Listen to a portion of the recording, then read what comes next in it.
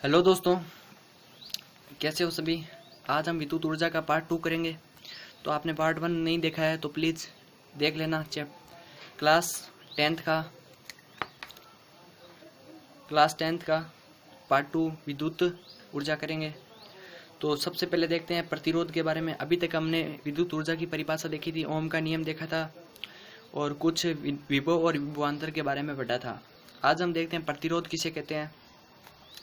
तो प्रतिरोध जो होता है, इसको समझाने से पहले मैं आपको एक बता देता हूँ। अगर कोई चालक तार है, ये क्या है, कोई चालक तार है,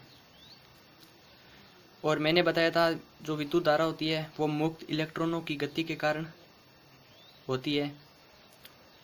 मुक्त इलेक्ट्रॉनों के प्रभावित होने के कारण विद्युत धारा चलती है। तो अब जब ये इलेक्ट्रॉन चलेंगे, अगर इनके बीच में कोई अणु, परमाणु या टक्कर इनको रोकने की कोशिश करेंगे, वही होता है प्रतिरोध। वही क्या होता है, प्रतिरोध। तो मैं सबसे पहले यहाँ पे प्रतिरोध की परिभाषा लिखते हैं। किसी चालक तार में मुक्त इलेक्ट्रॉनों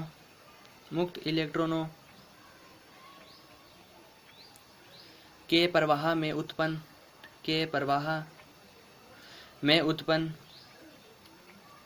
उत्पन्न बाधा प्रतिरोध कहलाती है। क्या कहलाती है दोस्तों? प्रतिरोध कहलाती है। मुक्त इलेक्ट्रॉनों के प्रवाह में उत्पन्न बाधा जो होती है वो क्या कहलाती है? प्रतिरोध कहलाती है। यहाँ पे जो बाधा जो है वो कौन कौन सी हो सकती है? अणु के द्वारा भी हो सकती है, परमाणु के द्वारा भी हो सकती है। हम जानते हैं कि कोई चालक जो होता है, क्या होता है, कोई चालक जो होता है वो अणु परमाणु से मिलकर बना होता है, छोटे छोटे कणों से मिलकर बना होता है कि नहीं होता है?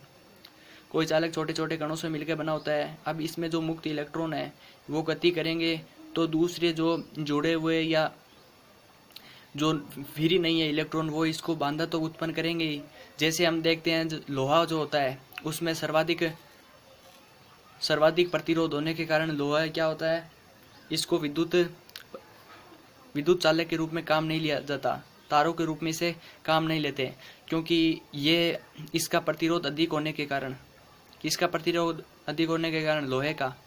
लोहे का प्रतिरोध अधिक होने के कारण, क्योंकि इसमें मुक्त इलेक्ट्रॉनों की संख्या कम होती है और बाधा उत्पन्न ज़्यादा होती है, जिसके कारण इसको लोहे को विद्युत धारा के रूप में प्रयुक्त नहीं करते हैं। इसका प्रमुख कारण जो है, क्योंकि ये जो इलेक्ट्रॉनों के पास गतिज ऊर्जा होगी, यानी कहने का मतलब है इलेक्ट्रॉनों को चलने के लिए जो ताकत मिली होती है जिसे कहते हैं गतिज ऊर्जा। ये गतिज ऊर्जा जब ये इलेक्ट्रॉन किसी आयन या परमाणु से टकराएगा तो ये क्या होगा, अपनी गति में धीमा हो जाएगा, और गति में धीमा होने के कारण ये गतिज ऊर्जा किस में चेंज हो जाएगी दोस्तों?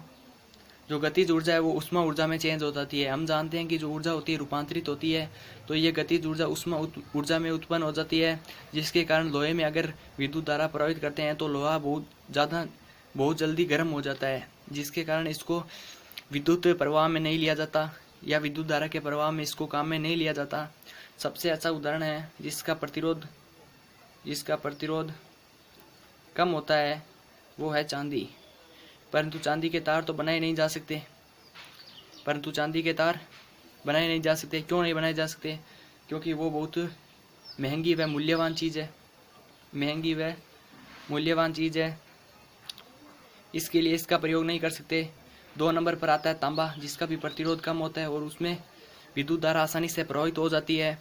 इसके लिए इस तांबे का उपयोग किया जाता है, जो आसानी से उपलब्ध भी हो जाता है। परंतु लोहे का उपयोग क्यों नहीं किया जाता? क्योंकि इसमें प्रतिरोध का मान अधिक होता है। प्रतिरोध का मान अधिक होने के कारण इलेक्ट्रॉन की गति धीमी होती है। आयनों या अणुओं से टकराकर गति धीमी होने के कारण उनकी गतिज ऊर्जा उष्मा ऊर्जा में बदल जाती है, जिसके कारण लोहा बहुत जल्दी गर्म हो जाता है। और गर्म हो जाने के कारण इसमें विद्युत धारा बिल्कुल भी बहुत कम प्रभावित होती है। लोहे में विद्युत धारा बहुत कम प्रभावित होती है, इसलिए इसे चालक तारों के रूप में इसको काम में नहीं लिया जाता है। आगे देखते हैं दोस्तों, प्रतिरोध किन किन कारकों पर निर्भर करता है। प्रतिरोध किन किन कारकों पर निर्भर करता है। कारकों पर निर्भर करता है। प्रतिरोध किन किन कारकों पर निर्भर करता है दोस्तों? 1 मिनट रुकना दोस्तों। प्रतिरोध किन किन कारकों पर निर्भर करता है? तो दोस्तों प्रतिरोध किन किन कारकों पर निर्भर करता है? पहला होता है चालक की लंबाई पर। चालक की लंबाई पर कहने का मतलब है जितना लंबा तार होगा उतनी ज़्यादा उसका प्रतिरोध होगा। जिस प्रकार चालक तार की लंबाई बढ़ाएंगे उतना ही प्रतिरोध बढ़ेगा। तो मैं यहाँ पे लिख सकता हूँ। इसीलिए हम देखते हैं कि घरों और जो खेतों में जो लाइन चली होती है वहाँ पे खंभों का निर्माण किया जाता है। बीच बीच में खंभों का निर्माण क्यों करते हैं? ताकि उनमें चालक तारों में अंतर हो, जिसके कारण उसकी प्रतिरोध का मान जो होता है कम होता है। तो चालक तार की लंबाई देखते हैं। चालक तार की लंबाई, चालक तार की लंबाई बढ़ने पर प्रतिरोध का मान बढ़ता है। अर्थात क्या कहने का क्या मतलब है कि चालक तार की लंबाई जो होती है वो प्रतिरोध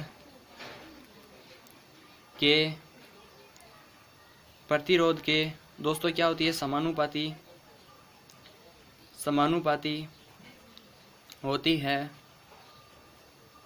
समानुपाती होती है R समानुपाती L।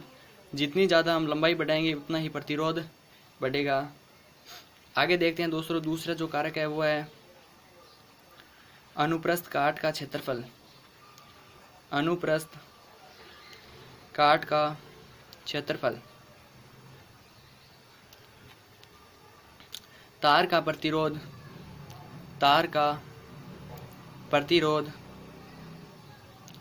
अनुप्रस्थ काट के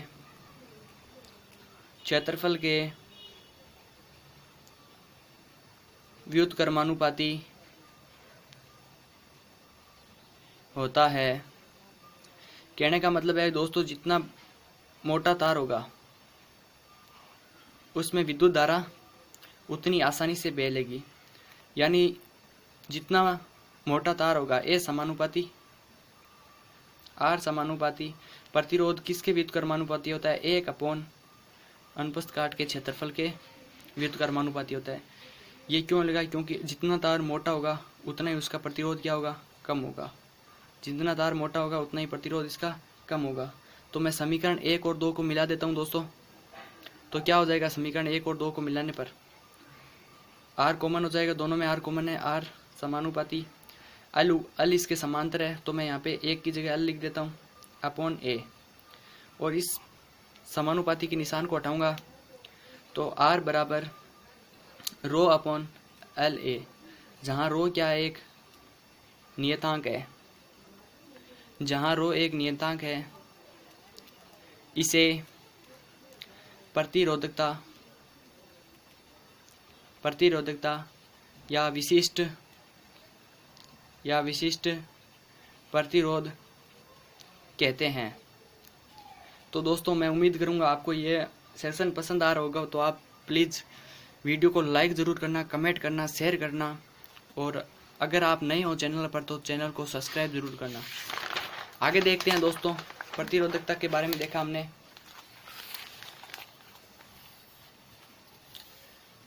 अगर मैं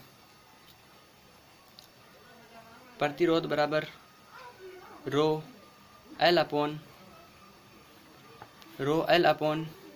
ए, ये हमारा सूत्र आ गया।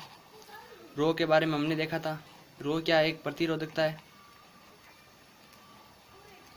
क्या है दोस्तों? प्रतिरोधकता है। इस फॉर्मूले को आपको याद रखना है, ये आगे काम आएगा दोस्तों।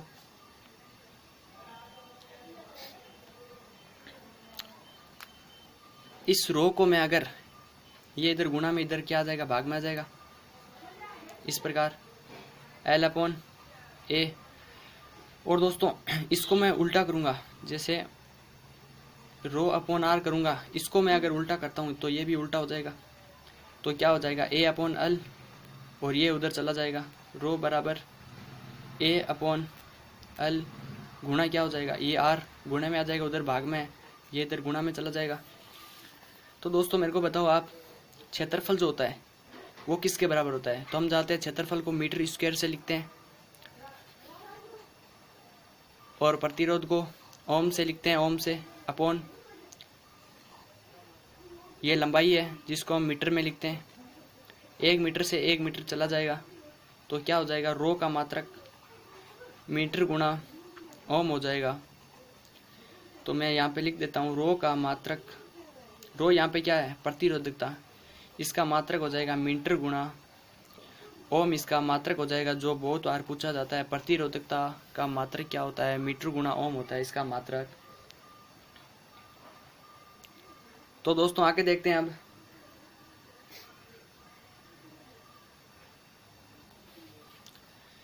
इसमें आगे देखते हैं दोस्तों, जो रो होता है वो रो चालक तार की लंबाई, उसके क्षेत्रफल तथा प्रतिरोध पर निर्भर नहीं करता है। और जो चालकता होती है, चालकता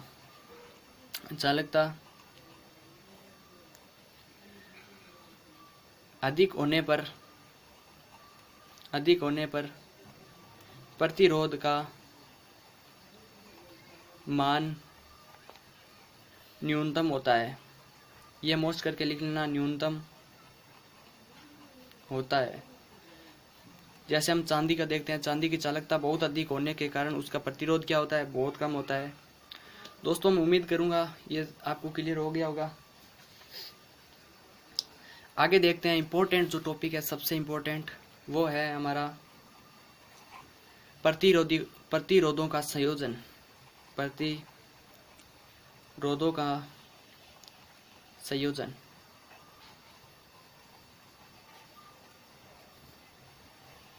तो इसमें जो पहला है वो है श्रेणी क्रम संयोजन। श्रेणी क्रम संयोजन। तो दोस्तों देखते हैं श्रेणी क्रम संयोजन क्या होता है। तो सबसे पहले आपको क्या करना है, इस प्रकार डायग्राम बनाना है, ये इस प्रकार प्रतिरोध इसमें जोड़ने हैं, 1 प्रतिरोध, 2 प्रतिरोध और 3 प्रतिरोध, इस प्रकार प्रतिरोधों को आपस में जोड़ना है। ये मैंने एमीटर लगा दिया यहाँ पे, जो विद्युत धारा को मापता है। ये बैटरी हो गई इसकी, ये इसमें कुंजी हो गई, जिसको ऑन करते ही लाइट क्या हो जाएगी, प्रवाहित हो जाएगी।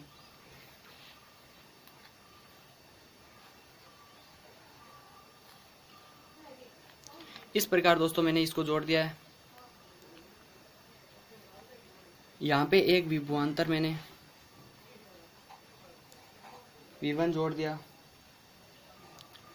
जोड़ दिया, इसी प्रकार V2 जोड़ दिया यहाँ पे विभवांतर, और यहाँ पे V3 जोड़ दिया,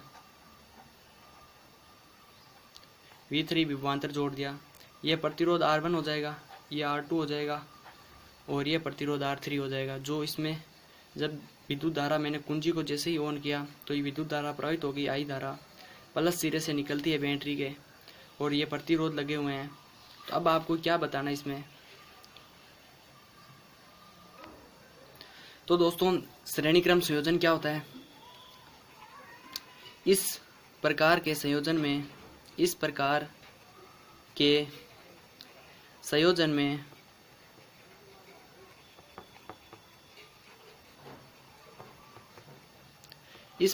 संयोजन में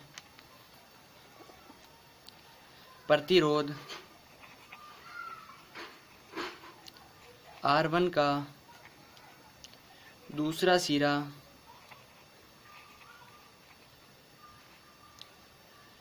प्रतिरोध R2 के पहले सिरे से तथा प्रतिरोध R2 का दूसरा सिरा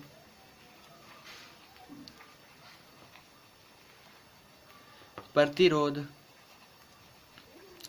R3 के पहले सिरे से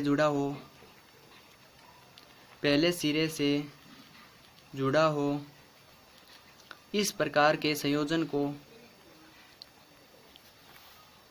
सॉरी दोस्तों, मैंने बताया था दूसरा सिरा प्रतिरोध R1 के पहले सिरे से तथा प्रतिरोध R2 का दूसरा सिरा प्रतिरोध R3 के पहले सिरे से जुड़ा हो इस प्रकार के संयोजन को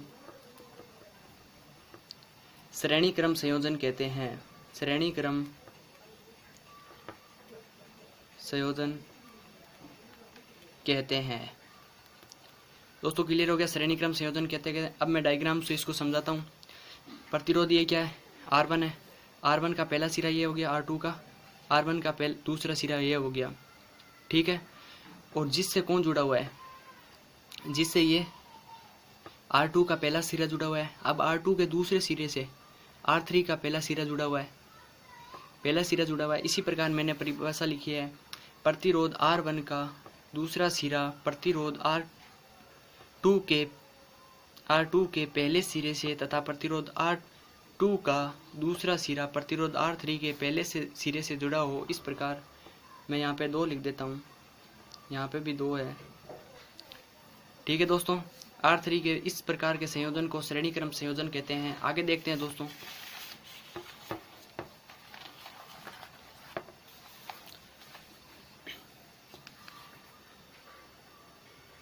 माना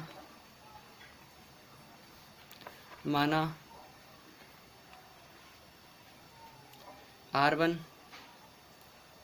R2 R3 में प्रवाहित धारा I है तो इनके सिरों पर उत्पन्न विभवांतर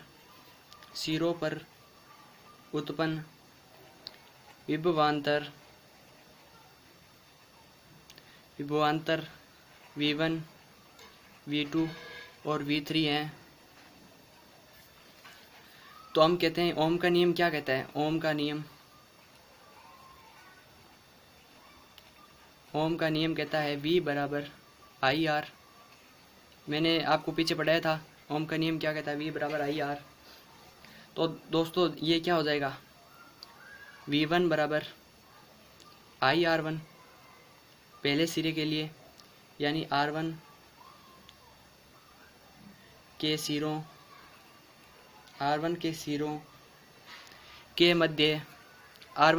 के मध्य विभवांतर क्या हो जाएगा दोस्तों, V1 बराबर इसी प्रकार R2 के सिरों के मध्य विभवांतर V2 बराबर IR2, इसी प्रकार R3 के सिरों के मध्य विभवांतर V3 बराबर IR3। समीकरण 1, समीकरण 2 और यह हो जाएगी समीकरण 3। तो हम जानते हैं कि V बराबर V1 plus V2 plus V3, जो टोटल विभवांतर होगा वह तीनों के योग के बराबर होता है। तो यहाँ पे V1 क्या है, IR1 plus IR2 plus IR3 समीकरण से उठे हैं दोस्तों। V1 बराबर IR1, V2 बराबर IR2, V3 बराबर IR3 इसी प्रकार, और V बराबर होता है IR। हमने देखा, ये देखो V बराबर IR। तो अब यहाँ से कॉमन क्या आ जाएगा, IR। यहाँ पे I कॉमन है, I एक जैसे हैं, देख लो, R1 plus R2 plus R3, इसी प्रकार R से R चला जाएगा। तो R बराबर क्या हो जाएगा, R1 plus R2 plus R3। मतलब कहने का मतलब है इसमें कि जो तुल्य प्रतिरोध होता है, तुल्य प्रतिरोध श्रेणी क्रम संयोजन में तुल्य प्रतिरोध R जो होता है वो सभी प्रतिरोधों के योग के बराबर होता है। तो दोस्तों मैं उम्मीद करूंगा आपको ये सेशन पसंद आया होगा। नेक्स्ट चैप्टर में हम समांतर क्रम संयोजन पढ़ेंगे। जिसमें क्या होता है कि धारा अलग अलग प्रभावित होती है परंतु विभवांतर का मान समान होता है। यहाँ पे विभवांतर देखो अलग अलग है, V1 V2 V3, उसी प्रकार उसमें विभवांतर अलग होंगे। तो उम्मीद करूँगा आपको ये फॉर्मूला याद रखना है, श्रेणी क्रम संयोजन का ये फॉर्मूला याद रखना है। आगे कुछ न्यूमेरिकल भी करेंगे। तो धन्यवाद, ज़्यादा से ज़्यादा शेयर करना। वेलकम।